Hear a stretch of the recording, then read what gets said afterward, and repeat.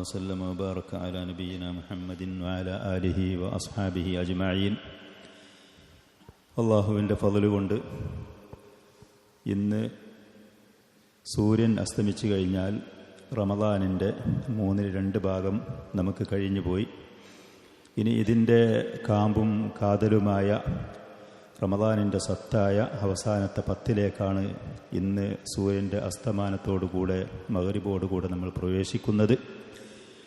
നബി സല്ലല്ലാഹു അലൈഹി വസല്ലം ഈ അവസാനത്തെ 10-ന് അതിൻ്റെ മുമ്പുള്ള 2 10കൾക്ക് കൊടുക്കുന്നതിലേറെ വലിയ പ്രാധാന്യങ്ങൾ കൊടുത്തിരുന്നു എന്നുള്ളത് സ്വഹീഹായ ഹദീസുകളിൽ കൂടെ നമുക്ക് കാണാൻ കഴിയും.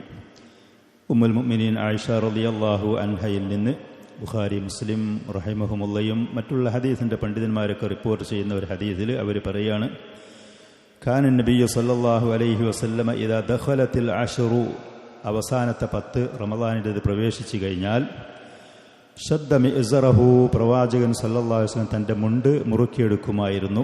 വ അഹ്യാ ലൈലഹു, രാത്രിയെ ജീവിപ്പിക്കുമായിരുന്നു.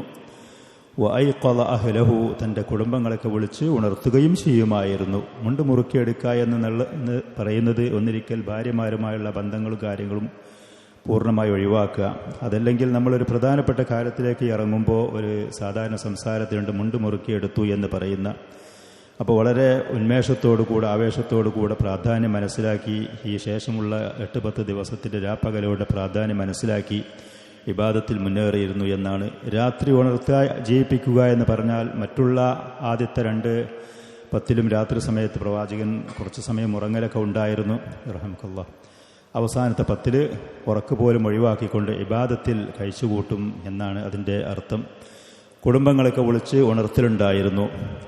മറ്റൊരു ഹദീസിൽ പറയുന്നത്, പ്രവാചകൻ തൻ്റെ ഭാര്യമാരെയും മറ്റുമൊക്കെ വിളിച്ചു ഉണർത്തിക്കൊണ്ട് ഐഖിദു സവാഹിബൽ ഹുജർ, റൂമുകളിലൊക്കെ കടന്നുറങ്ങുന്നവരെ നിങ്ങൾ വിളിച്ചുണർത്തുവീൻ.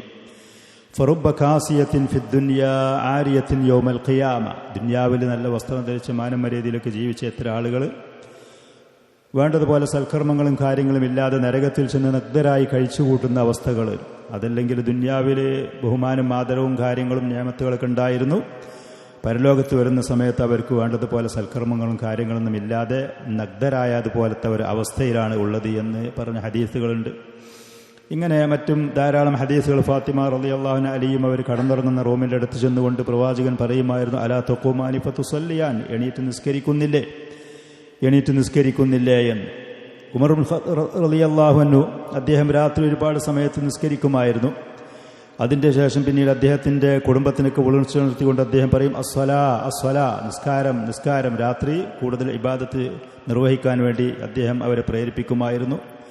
വഅ്മുർ അഹ്ലക ബിസ്വലാത്തി വസ്തബിർ അലൈഹ, നിസ്കാരം കൊണ്ട് കൽപ്പിക്കുക, അതിൽ ക്ഷമിച്ച് മുന്നേറുക എന്ന് പറയുന്ന ആ അർത്ഥമുള്ള ആശയമുള്ള ആയത്ത് അദ്ദേഹം പാരായണം ചെയ്യുമായിരുന്നു.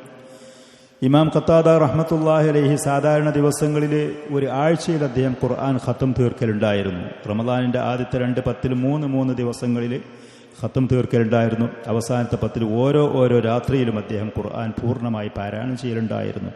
ഒരു ഖത്താദ റഹ്മഹുള്ള അദ്ദേഹത്തിൻ്റെ ഒരു അനുഭവം ചരിത്രം മാത്രമല്ല, അവരൊക്കെ ഈ ശേഷം വരുന്ന ദിവസങ്ങൾ അതിൻ്റെതായ പ്രാധാന്യങ്ങൾ കാര്യങ്ങൾ നബി സല്ലല്ലാഹു അലൈഹി വസല്ലം പഠിപ്പിച്ച് കാണിച്ചു തന്നതുപോലെ അവരത് മനസ്സിലാക്കലുണ്ടായിരുന്നു, അത് നേടിയെടുക്കലുണ്ടായിരുന്നു.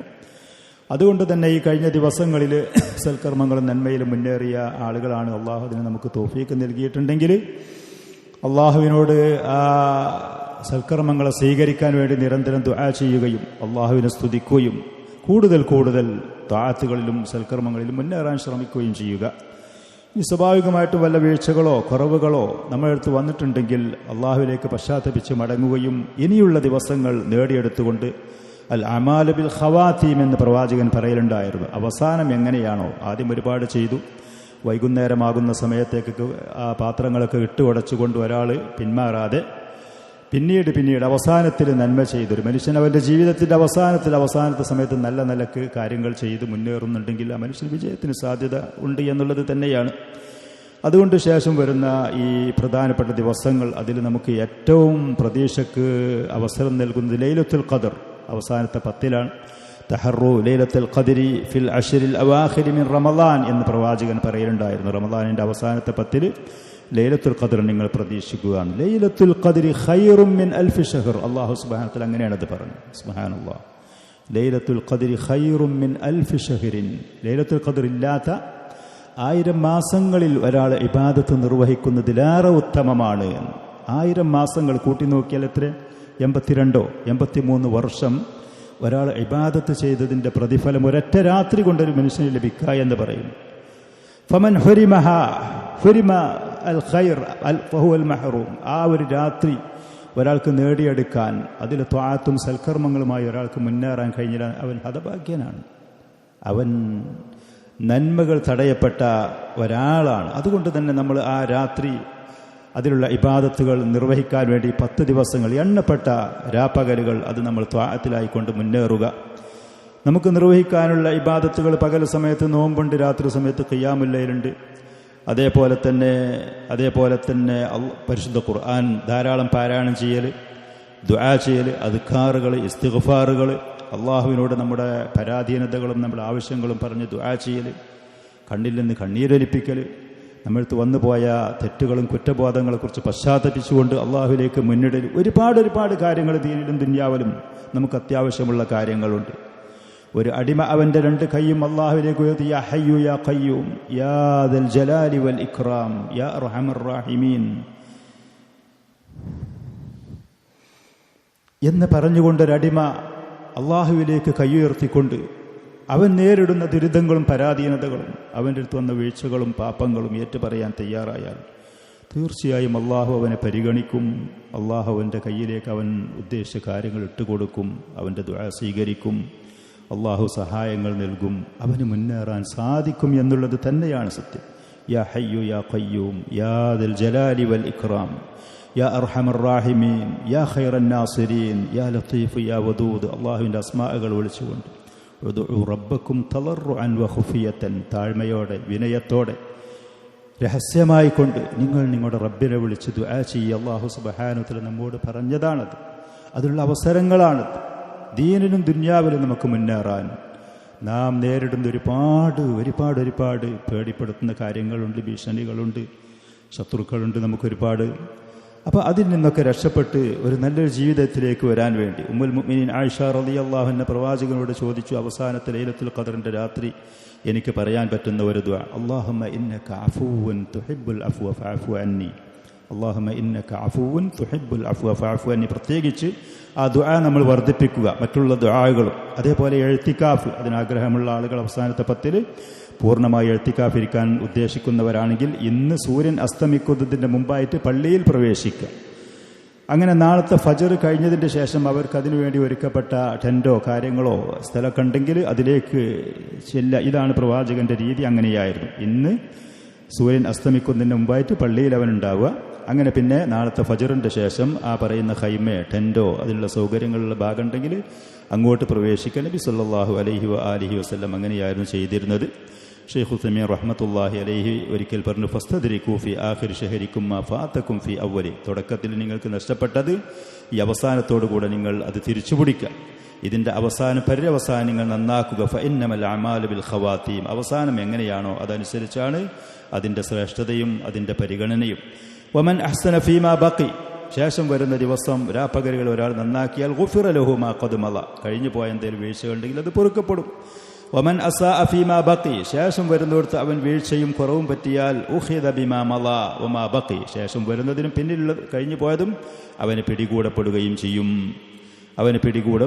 ചെയ്യും. വഅറൂല്ലാഹ മിൻ അൻഫുസിക്കും അൽ ജിദ്. അള്ളാഹുവിനെ നിങ്ങളുടെ ശരീരത്തിൽ നിന്ന് അധ്വാനവും ഉത്സാഹവും ത്വാഅത്തിൽ മുന്നേറുന്ന ആ കാര്യങ്ങൾ നിങ്ങൾ കാണിച്ചു കൊടുക്കുക. ഫി തഹറിൽ ഖൈർ. നന്മയെ സൂക്ഷിക്കുന്ന വിഷയത്തിൽ അവസാനത്തെ ഈ 10 വഗ്തനിമു മാ ഫീഹി മിനൽ ഖൈരി അൽ വഫീർ. വമ്പിച്ച വിശാലമായ നന്മ അള്ളാഹു അതിൽ നമ്മോട് വാഗ്ദാനം ചെയ്യുന്നത് നേടിയെടുക്കുക. വതഅറളു ലിനഫഹാത്തിൽ ഗഫൂരിൽ ഹലീം. ധാരാളം ദോഷങ്ങൾ പൊറുക്കുന്ന, അടിമകളോട് ഒരുപാട് സഹിക്കുന്ന, ക്ഷമിക്കുന്ന അള്ളാഹുവിൻ്റെ ഔദാര്യങ്ങളിലേക്ക് നിങ്ങൾ നിങ്ങളുടെ മനസ്സിനെയും ശരീരങ്ങളെയും വെളിവാക്കുക, പ്രദർശിപ്പിക്കുക. അർ റഹീമിൽ ഖദീർ. അള്ളാഹു ധാരാളം കാരുണ്യമുള്ളവനാണ്, എല്ലാത്തിനും കഴിവുള്ളവനാണ്. ഫഇന്നൽ മഗ്ബൂന ഹഖൻ മൻ സറഫ അൻ ത്വാഅത്തി റബ്ബ്. അള്ളാഹുവിൻ്റെ ത്വാഅത്തിൽ നിന്ന് തിരിഞ്ഞു പോയ മനുഷ്യനാണ് യഥാർത്ഥ പരാജിതൻ. വൽ മഹ്റൂമ മൻ ഹുരിമൽ അഫ്വ, അള്ളാഹുവിൻ്റെ മാപ്പും അള്ളാഹുവിൻ്റെ പാപമോചനം തടയപ്പെട്ടവനാണ് ഹതഭാഗ്യൻ.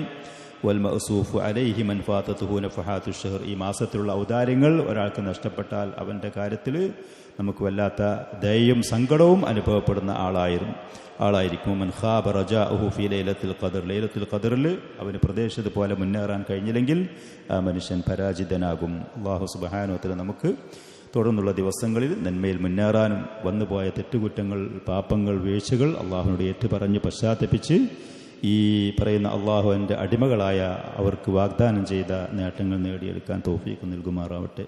അല്ലാഹു സ്വല്ലല്ലാഹു അലൈഹി വസല്ലം.